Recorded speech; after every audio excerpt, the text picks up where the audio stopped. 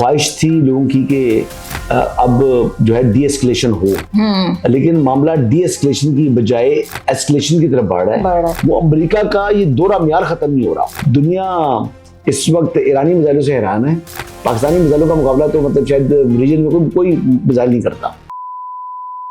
अस्सलाम वालेकुम व्यूअर्स, आप देख रहे हैं ज़ात सियासत, मैं हूं नौशीन तारिक। व्यूअर्स, आज हम पर्टिकुलरली जो है वो जियोपॉलिटिकल सिचुएशन पर ही बात करेंगे, क्योंकि जियोपॉलिटिकल सिचुएशन जो है वो हर गुजरते दिन के साथ जो है वो संगीन हो रही है। इस वक्त जीसीसी ममालिक में भी तशवीश है कि वो ईरान के खिलाफ कार्रवाइयाँ करेंगे। ईरान फील्ड पर इजरायली हमले के बाद सिचुएशन और गंभीर हो गई है। इनसाइट्स क्या हैं, इस पर बात करेंगे और इसके लिए मेरे साथ मौजूद होंगे सीनियर सहाफ़ी तज्ज़िया कार अयूब खान साहब। अस्सलाम वालेकुम।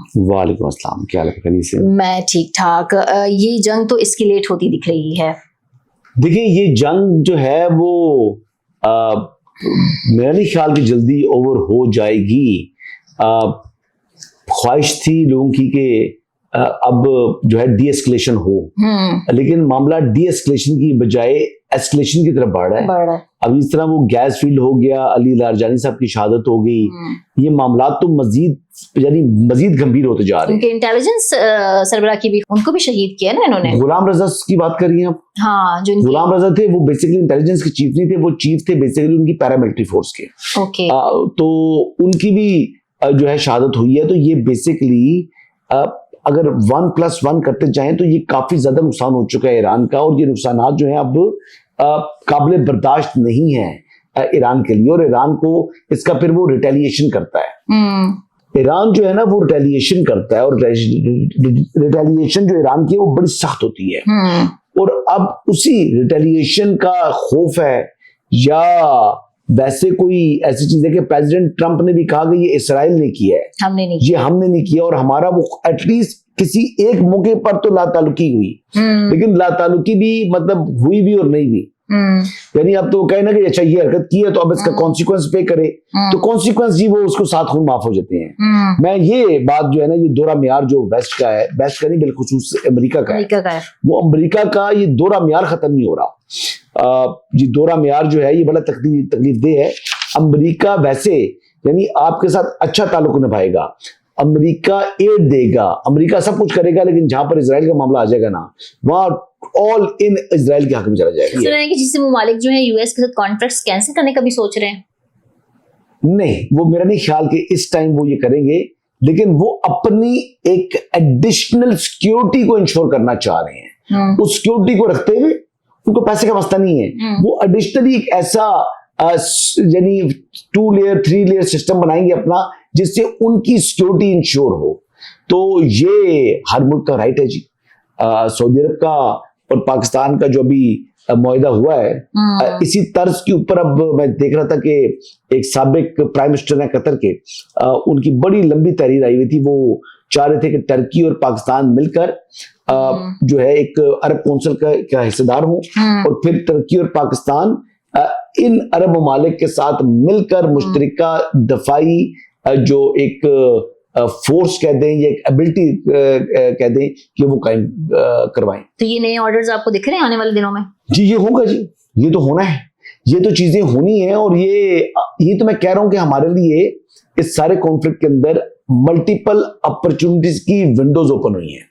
वो विंडोज को हमने टैप कर सकते हैं, नहीं कर सकते, हम इसको किस तरीके से लेकर आगे बढ़ेंगे ये हमारे ऊपर डिपेंड करता है।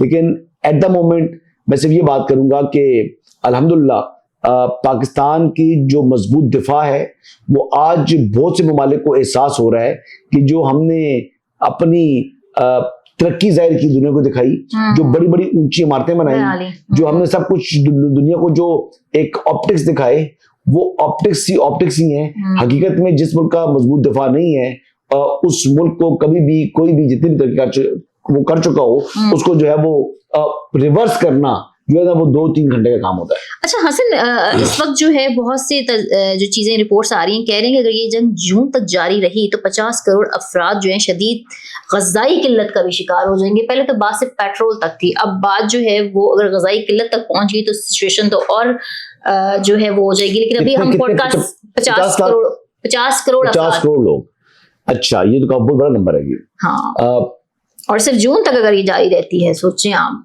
अभी कुछ पता नहीं है।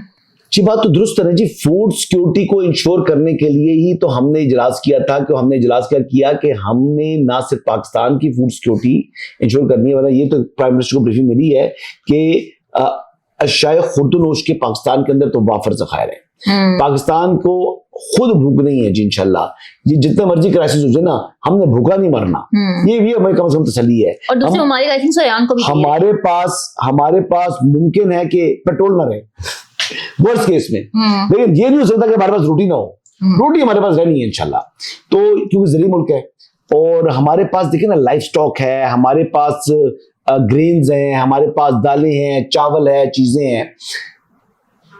लेकिन बहुत से ममालिक ऐसे हैं दुनिया के जिनके पास ये चीजें नहीं है, इंक्लूडिंग यूएई।